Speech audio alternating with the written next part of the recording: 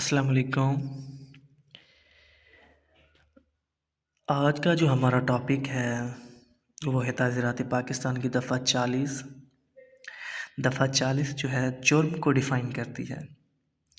دفعہ 40 بیان کرتی ہے کہ لفظ جرم سے مراد وہ فعل ہے جو اس مجموعہ کے تحت قابل سزا قرار پایا ہو۔ مجموعے سے مراد تعزیرات پاکستان کے تمام دفعات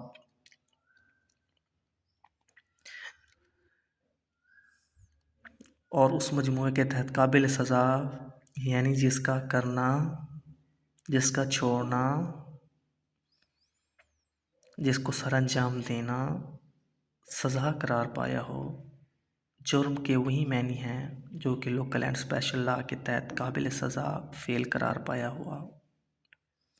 ایسے قانون کے تحت 6 ماہ قید بما جرمانہ یا بلا جرمانہ کی سزا ہوگی۔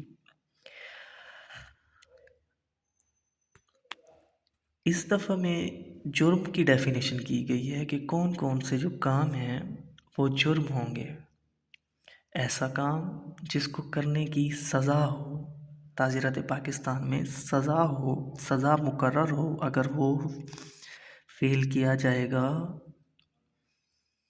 اس کے بدلے میں یہ سزا ہے تو وہ کام جرم کہلائے گا۔ اور جرم دفعہ 40 ڈیفائن کرتی ہے کہ جرم کیا ہوتا ہے۔